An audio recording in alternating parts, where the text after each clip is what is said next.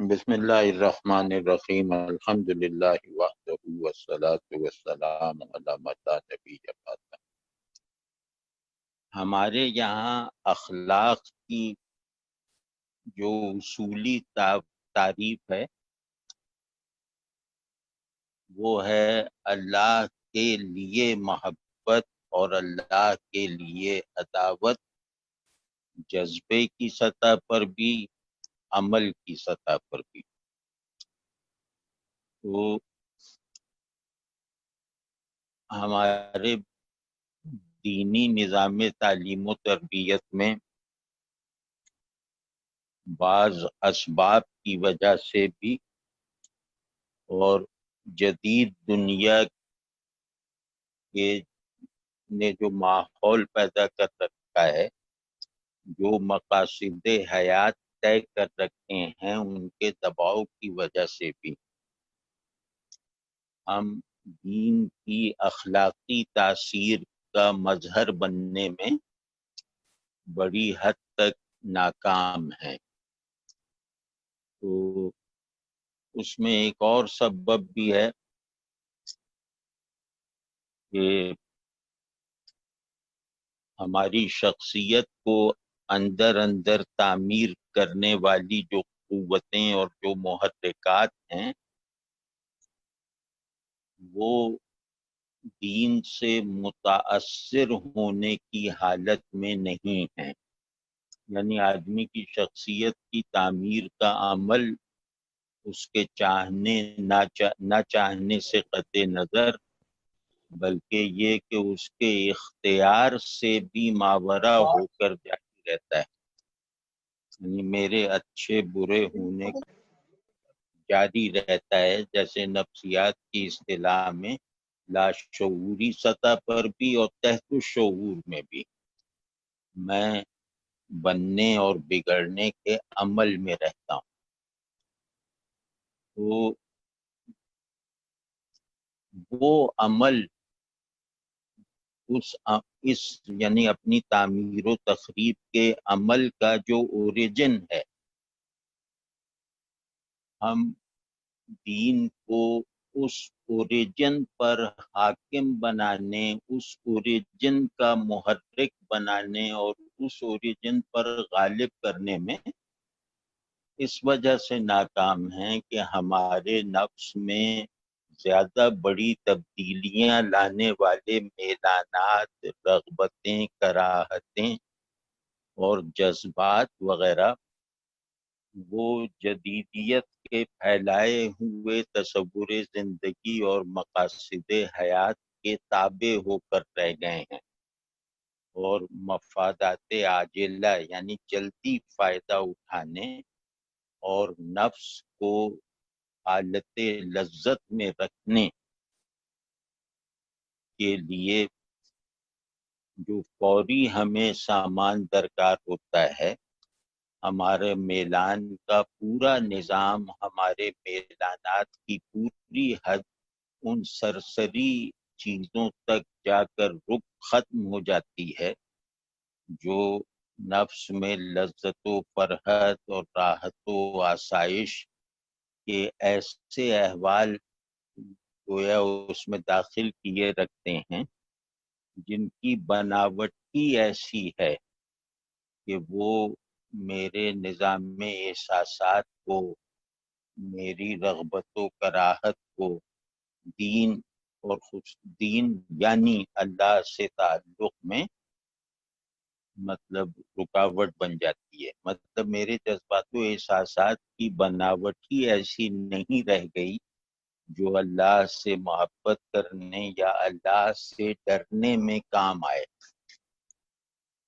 تو یہ مطلب بڑی کوتاہی ہے، اور اس میں مطلب ہمیں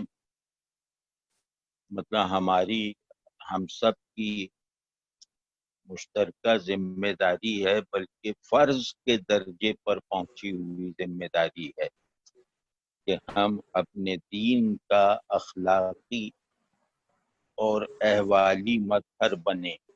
یہ مطلب فرض ہے دین کی اخلاقی تاثیر کو نفس پر حاکمانہ انداز سے، عاشقانہ انداز سے، خاشعانہ انداز سے یعنی خشیت والے انداز سے جاری رکھنا یہ فرض ہے، یعنی کہ یہ الفرائض ہے کہ نفس اللہ کی نسبت سے غافل اور خالی اور منکر نہ رہے۔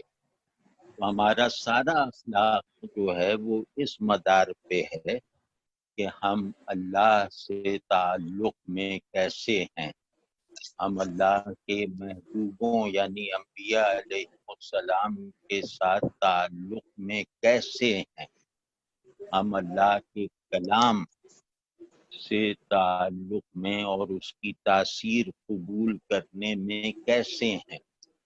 یہی تعلق جو ہے جو اللہ تعلق باللہ کی اساس پر تفصیل پکڑتا ہے، رسول اللہ صلی اللہ علیہ وسلم کی محبت و اتباع کی شکل میں اور قرآن شریف سے قلبی مناسبت اور ذہنی تعلق وغیرہ کے راستے سے، یہی جو ملکہ ہے یعنی تعلق باللہ کا یہی جوہر اور یہی قوت اس کی کتاب اور اس کے رسول صلی اللہ علیہ وسلم سے ہوتے ہوئے انسانوں کے درمیان نظام مبنی پر خیر اور مبنی پر حق نظام تعلق کے قیام کا سبب بنتی ہے۔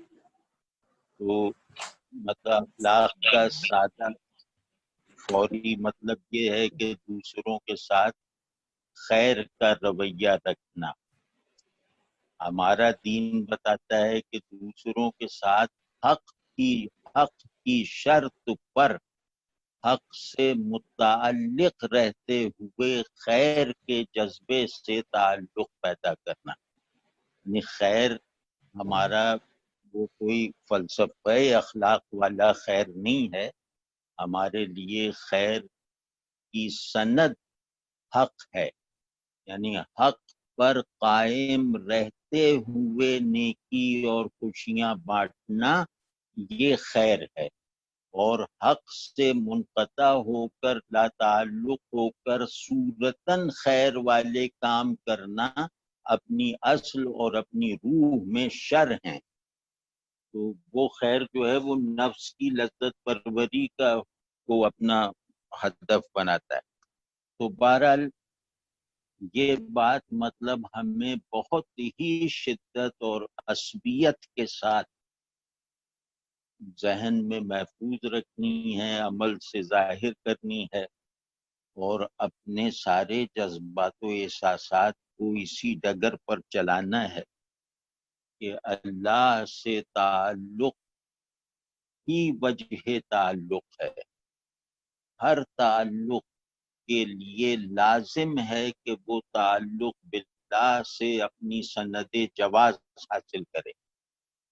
تو اس حساسیت کے ساتھ ایک اجتماعی اور سماجی وجود کا کردار ادا کرنا یہ ہمارے دین کی تعریف میں ایک با اخلاق آدمی کی ذمہ داری ہے۔ تو وہ جو آج کل کا اخلاق ہے وہ جو مطلب یہ کہ دوسرے کو خوش رکھنا ہر قیمت پر، دوسرے کی باتوں کو برداشت کرنا ہر قیمت پر، دوسرے کی آزادی کا احترام کرنا ہر قیمت پر وغیرہ وغیرہ، یہ ہماری شریعت کی اصطلاح میں نفاق ہے۔ اور یہ وہ مطلب یہ کہ یہ صورتاً ایک منظم خیر ہونے کے باوجود اپنی اصل میں شر ہے۔ شر اس لیے ہے کہ یہ جتنا انسانی سماج اپنی تسکین یعنی تعلقات میں تسکین کے چینلز کھولتا جائے گا اللہ سے تعلق رہ کر، اتنا ہی اللہ سے انحراف کی روایت کو تقویت پہنچتی رہے گی۔ تو مسلمان کا اخلاق بس یہ ہے کہ اللہ کے لیے محبت اور اللہ ہی کے لیے عداوت. اللہ کہے گا تو میں دشمن کو دوست بناؤں گا، اللہ کے حکم کی خلاف ورزی ہوگی، اللہ کا تعلق کمپرومائز ہوگا تو پہلے کا دوست دشمن ہے. اللہ چاہے تو پہلے کا دشمن دوست ہے، اللہ چاہے تو پہلے کا دوست دشمن ہے. تو یہ اصول اخلاق ذرا صلابت کے ساتھ، ایک فتوت کے ساتھ، مضبوطی کے ساتھ نبھانا غالباً ہماری دینی زندگی کی بنیاد ہے. اور یہ بنیاد متزلزل اگر خدا نہ کرے ہو گئی تو پھر دین جو ہے وہ رسم اور جبر سے زیادہ کچھ نہیں رہ جائے گا. کیونکہ جب میں اپنے اللہ کا کلام میرے اخلاقی وجود کو سیراب کرتا ہے، رسول اللہ صلی اللہ علیہ وسلم کا اسوہ حسنہ میرا مربی اور میرا متبوع مطلب بنتا ہے، واجب الاتباع بنتا ہے، تو اس وقت میں گویا اس حالت میں ہوتا ہوں، یہ کہنے میں سچائی حاصل کر لیتا ہوں کہ یا اللہ میں پورا کا پورا تیرا بندہ ہوں، یا اللہ میرے نفس کی انتہائی ماورائے شعور و اختیار گہرائیوں میں بھی میرے اس عزم کی وجہ سے تیرے ذکر کا غلبہ ہے، تیری محبت کی حکومت ہے، تیری خشیت کی حاکمیت ہے. تو یہ جو ہے مطلب یہ کرنے کا کام ہے، بہت زیادہ کرنے کا کام ہے.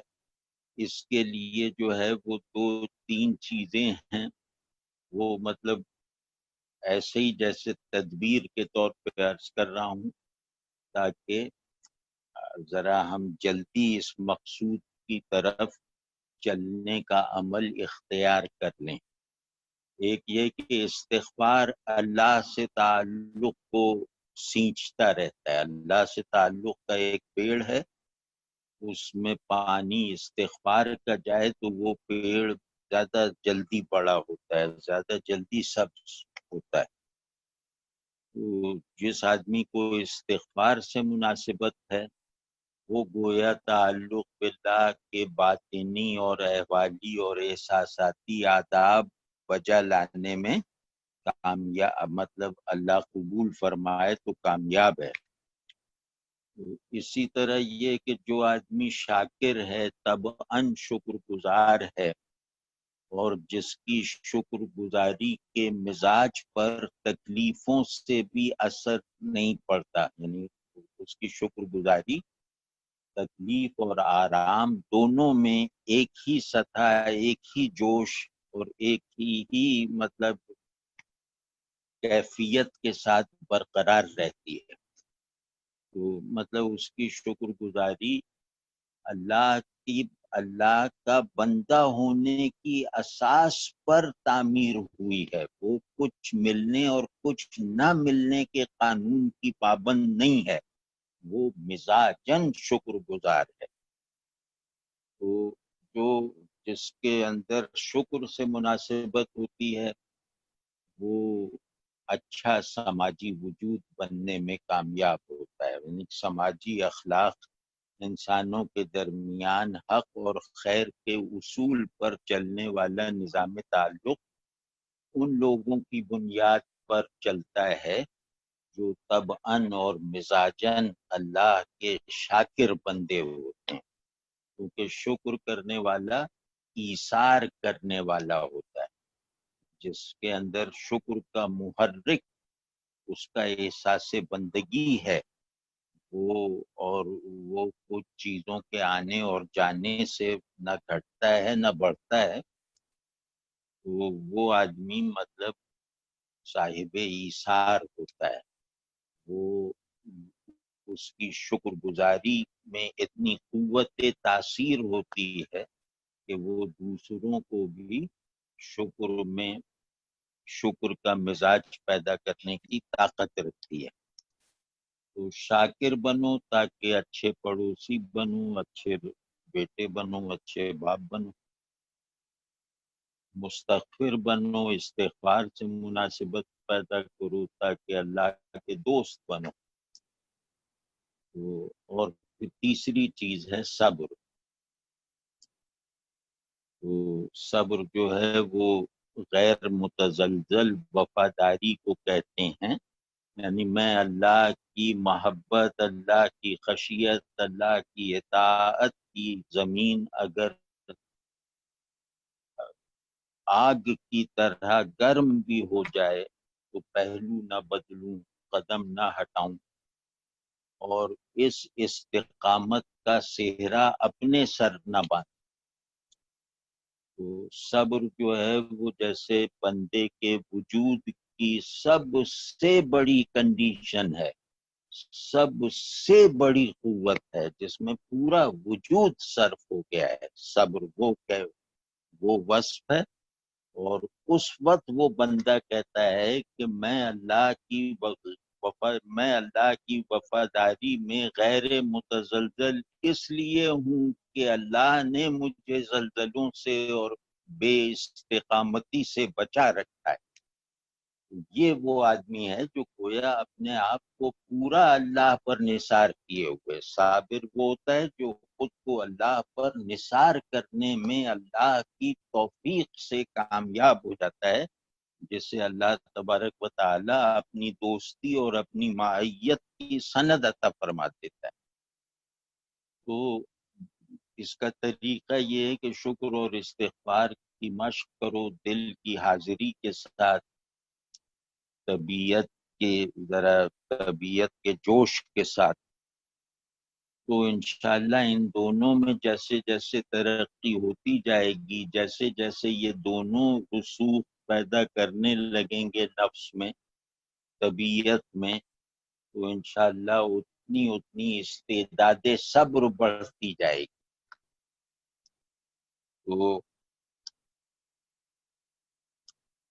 تو شکر جو ہے وہ راستے کو ہموار رکھتا ہے، صبر منزل پر رہنے کا ادب سکھاتا ہے۔ صابر وہ ہے جو منزل پر پہنچا ہوا ہے، اور شاکر اسی منزل تک پہنچانے والے راستے کو خوش دلی سے، خوشی سے، آرام سے، اللہ کی حمد و ثنا کرتے ہوئے، تکلیفوں سے بالکل غیر متاثر رہتے ہوئے طے کرتا ہے۔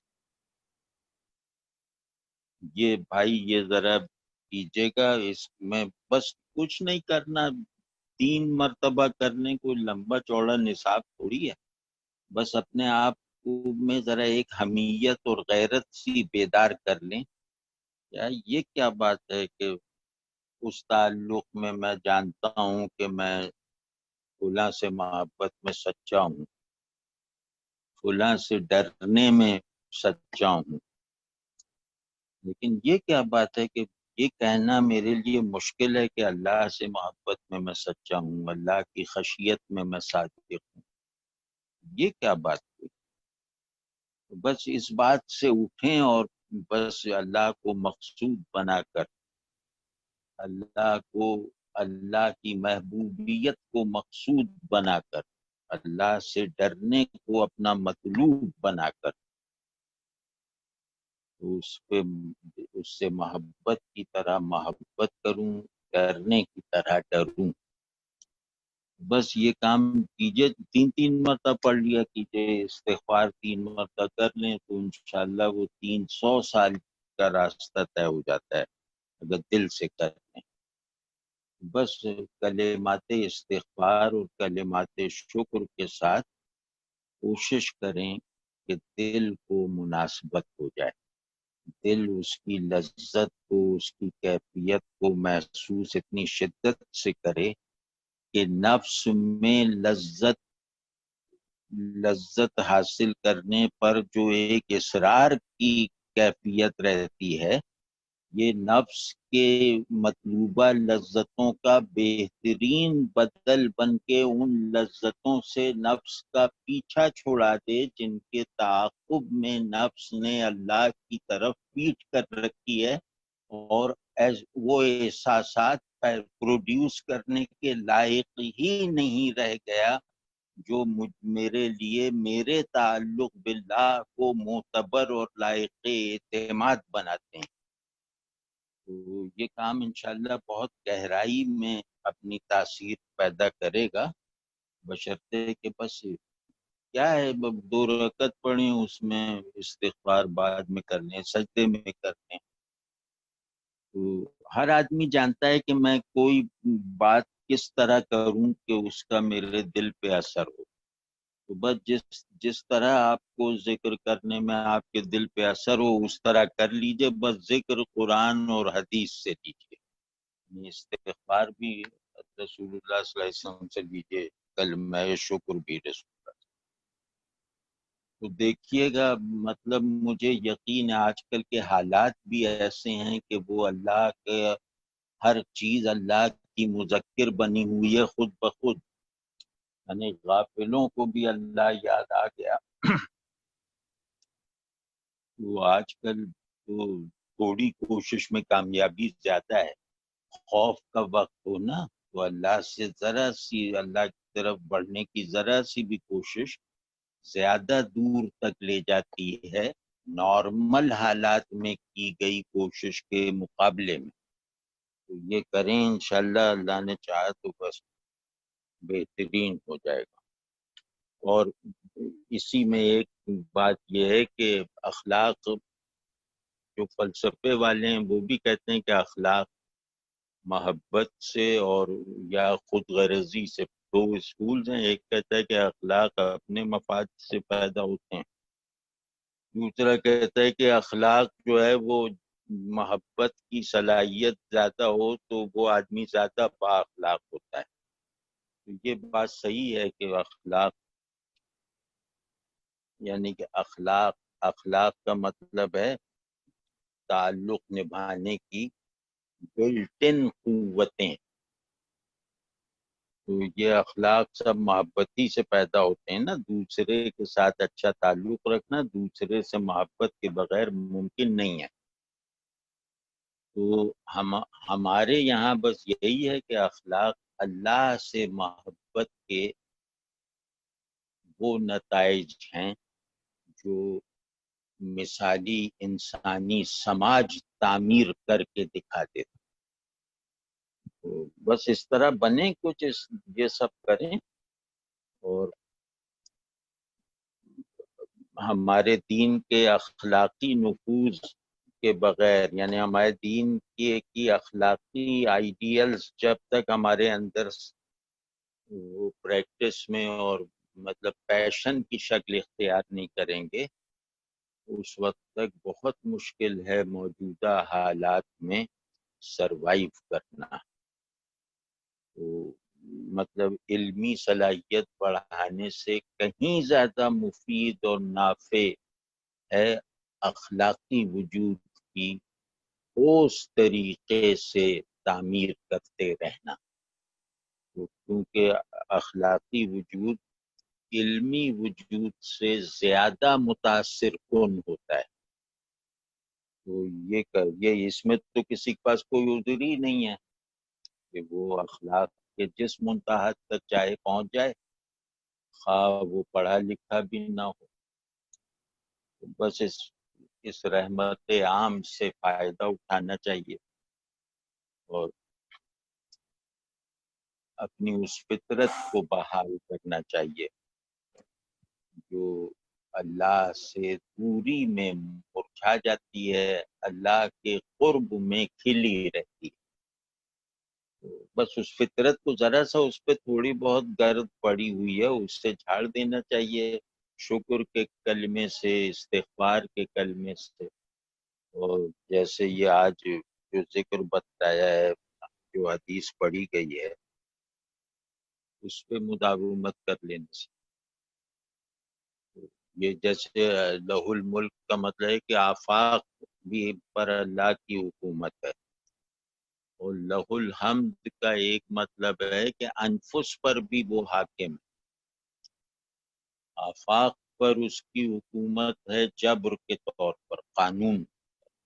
انفس پر وہ حاکم ہے صاحب، یعنی صاحب نفس کے اختیار کو سلب کیے بغیر۔ تو دیکھ لو حمد کرو گے تو گویا نفس کی ساخت بدل جائے گی۔ حمد میں غالب چیز ہے شکر، یعنی حمد کے معنی یہ اصلی شکر ہیں، اور پھر اس معنی کی ایک فرع ثنا ہے، تعریف۔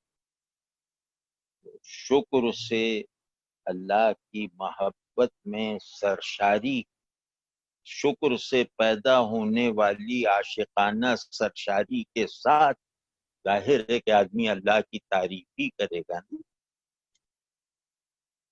تو اس کو بھائی بس کریں، اور اللہ توفیق دے مجھے بھی آپ کو بھی۔ اب بہرحال دیر نہ کریں، بس یہ بات کہنی تھی جناب۔